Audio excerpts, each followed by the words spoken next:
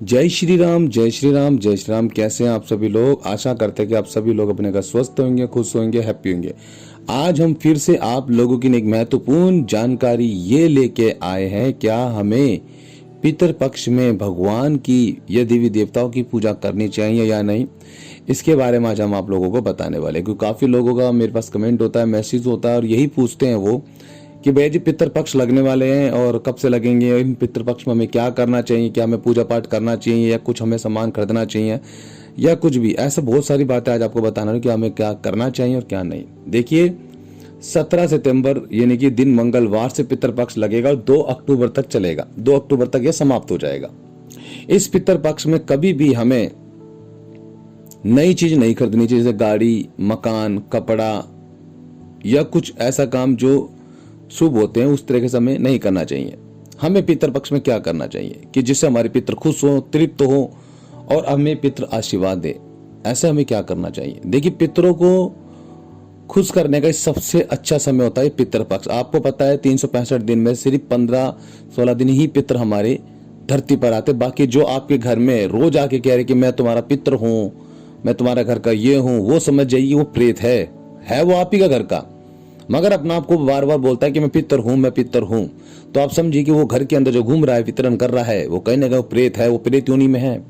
इसी वजह से वो आप लोगों को परेशान करता है, आपकी शीश पर आता है। और सबसे ज्यादा शीश पे किसके आते हैं? ये हमारी माता बहनों को, और बहुत ही कम ही किसी लड़के के शीश पर आते होंगे या किसी बड़े बुजुर्ग की शीश पर। ये ज्यादातर औरतों में आता है। तो ये प्रेत जो होते हैं ना, यही वो हरकतें करते हैं।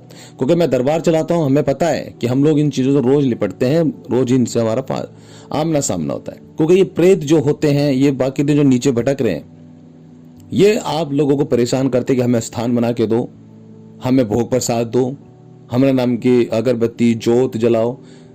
तो ये चीज जो है, ये समझ जाइए कहीं ना कहीं नेगेटिव एनर्जी की पहचान है। और ये जो आपके घर में जो भी मेरी माता बहनों के घर में कोई भी अगर अकाल मृत्यु से मरा है तो वो प्रेत योनि में ही जाता है। हर कोई पितर नहीं बनता। मैं हर बार बोलता हूँ, पितर बनने के लिए बहुत कर्म कांड करने पड़ते हैं। जिसने भक्ति करी हो, पूजा पाठ करा हो और दान करा हो, लोगों का भला करा हो, लोगों की मदद करी हो, किसी ने उसको बद्दुआ हाय नहीं दी हो, तो वो जाके कहीं पितर बनता है। या कोई बहुत बड़ा बुजुर्ग आदमी जिन्होंने आपको भगवान से जोड़ा है, जिन्होंने आपके घर में सुख शांति के तरीके बताए, जो भी चीजें उन्होंने अच्छी चीज बताई है, परमात्मा उसको कहीं ना कहीं पितरों की श्रेणी में डालता है।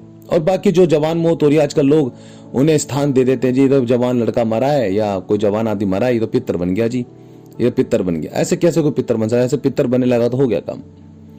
जरूरी नहीं कि कोई जवान आदमी मरता है या कोई लड़का मरता है या कुआरा लड़का मरता तो पितर बनेगा, वो प्रेत ही बनेगा। पितर बनने के लिए बहुत कर्म कांड करने पड़ते हैं, बहुत पूजा पाठ करने पड़ते हैं, लोक कल्याण करना पड़ता है, लोगों को दान करना पड़ता है, बहुत सारी चीजें ऐसी होती है, तब जाके कहीं भगवान उसे पितर योनि में डालता है। तो ऐसे जो भी आपके घर में आप लोगों ने पितर का स्थान बना रखा है, मैं हर बार कहता हूं कि पितरों का स्थान ना बनाए और ना ही कभी पितरों को पूजे। पितरों का जो पूजने का समय आया ना, अब है, यानी कि 15 से 16 दिन या जो भी पितृपक्ष हमारे आए हैं, इनमें आप जितना ज्यादा दान पुण्य करोगे, आपके पितरों तक वो पहुंचेगा। अब बात आ रही थी क्या हमें पितृपक्ष में पूजा करनी चाहिए? जी हाँ जी, पितृपक्ष में हमें पूजा पाठ करनी चाहिए। क्योंकि जो पितर है, पितर से ऊपर जो है देवी देवता, यानी कि आपके जो इष्ट हैं, इन्हें ऊपर माना गया है। और पितरों को ये पूजा पाठ करने से, आप जो भी घर में पूजा पाठ करते हैं, इससे पितरों को बल मिलता है और शक्ति मिलती है और मलिनता उनकी साफ होती। कैसे होगी मैं आपको बता दूं। तो जितना ज्यादा आप मंदिर जाएंगे, शंकर भगवान को जल चढ़ाएंगे, जल के अंदर क्या डालें? तिल। अगर आप तिल नहीं डालना चाहते, नॉर्मली आप जल चढ़ाते हैं, श्री नारायण विष्णु भगवान को जल अर्पण करते हैं पीपल के पेड़ पर, और शंकर भगवान को जल देते शिवलिंग पर।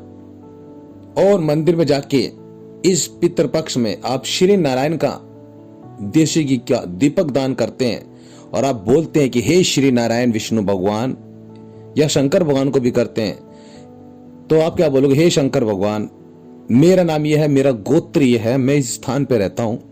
अगर मेरा घर का कोई पितर किसी तांत्रिक या किसी भगत के पक्ष में हो या बंधन में हो, या मेरा कोई पितर किसी प्रेत योनि में हो, पिशाच योनि में हो, उसको आप मुक्त कराए और उन्हें मुक्ति दे। इस तरीके से आपको ये लफ्ज बोल के आप उनको दीपदान कर सकते हैं। अदरवाइज आप किसी धाम से जुड़े हुए हैं या किसी स्थान से जुड़े हैं जहां आप किसी गुरु से जुड़े हैं, तो वो गुरु आपके पितरों को मुक्ति और मोक्ष करा देता है, क्योंकि हमेशा यही चाहता है, गुरु जो होता है वो ये चाहता है कि आपके पितर मुक्त रहे। क्यों? आपके पितर जब मुक्त होते हैं तो गुरु को काम करने में आसानी होती है, क्योंकि वही आपका आधा काम पितर कर देते हैं।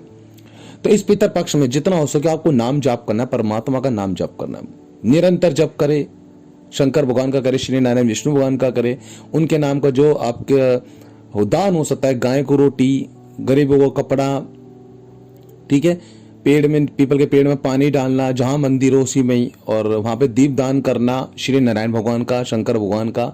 इससे आपको पितरों को मुक्ति, आपके पितरों को मुक्ति और मोक्ष मिलती है और आपके काम धंधों में बरकत आती है। आपके पितर जब तृप्त हो जाते हैं, पितर आपके खुश होते हैं, तो वो आपको आशीर्वाद देके जाते हैं।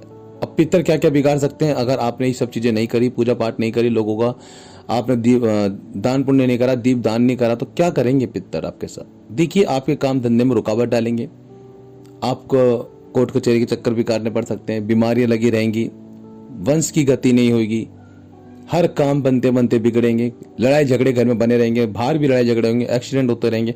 आप समझिए कि आपकी जो नेगेटिव एनर्जी जो है वो कहीं ना कहीं हैवी हो रही है और वो आपके पितर जो आपकी मदद नहीं कर पा रहे हैं। पहले तो कभी भी जो घर का पितर होता है वो कभी भी अपने बच्चों को परेशान नहीं करता, मैं आपको आज बता रहा हूँ। जो अभी आपके अच्छे पितर है ना, वो कभी भी आपको परेशान करते ही नहीं है। परेशान वो करते हैं जो आपके घर के अंदर रहते, जो अकाल मृत्यु जो मरे थे, जिन्हें आप पितर समझते हो, वो आपको परेशान करते। जो असली पितर, जो पितरलोक में रहता है ना, वो हमेशा आप लोगों को वहीं से आपकी रक्षा करता है। वो कभी भी दादा परदादा, आपके पिताजी कभी आपका बुरा नहीं करते हैं, वो हमेशा आपकी मदद करते हैं, आपके अच्छे के लिए। ठीक है, तो आप क्या करें? रोज दान करें, गाय को रोटी खिलाए, चारा खिलाए, पूरे इस पितर पक्ष में जितना हो सके गाय को चारा दे, चींटियों को आटा दे, गरीब को खाना खिलाए, किसी गरीब को कपड़े दे, मंदिर में जाके रोज दीप दान करे, देशी घी का, तिल का भी कर सकते हो, जल चढ़ाए पीपल पे पितरों का नाम का कि हे मेरे श्री नारायण विष्णु का पितरों का नाम का जल है, आपके नाम का दीप दान कर रहा हूँ, मेरे पितरों को मुक्ति और मोक्ष दे। तो जितना हो सके आप पूजा पाठ करें, आपको काफी आराम पड़ेगा। बाकी जो शिव काल का धाम से जुड़ रहे हैं उनके लिए हम लोग पितरों के लिए काफी ताकतवर हवन करने वाले, यज्ञ करने वाले, जिससे उनके पितर बहुत ताकतवर हो, उनको बल मिले, शक्ति मिले, प्रेत योनि से निकालेंगे भी इनके पितरों को और इनकी पितरों की शक्ति बढ़ाई जाएगी शिवकाल का धाम से। यानी कल से मंगलवार से और लोगों का पितरों का हवन किया जाएगा, जिससे पितर शांत हो, और कोई तांत्रिक भगत में पितरों को बंधन कर रहा है उनको बंधन से भी छुड़ाएंगे। तो आप अगर चाहते हैं कि आपके पितरों को मुक्ति मिले, मोक्ष मिले, तो आप भी इस शिवकाल का धाम से जुड़ सकते हैं, जो कि दिल्ली उत्तम नगर में लगता है। आप यहाँ पर आए और अपने पितरों की मुक्ति और मोक्ष करवा सकते हैं बहुत ही कम रुपए में, यानी कि कुछ भी नहीं, सिर्फ आपको गोली उसका ही आपको दान करना होता है इन पितर पक्ष में, और अपना उतारा करवा के अपने पितरों को मुक्ति और मोक्ष करवा सकते हैं। तो आशा करता हूं कि आपको काफी समझ आया होगा कि पितरों के नियम में क्या करना चाहिए और पितर पक्ष में पूजा पाठ करनी चाहिए नहीं। तो पितर पक्ष में पूजा पाठ करें, नाम जाप करें, उनको बल शक्ति दें। तो मिलते हैं किसी नेक्स्ट टॉपिक। जय श्री राम, जय श्री राम, जय जय श्री राम।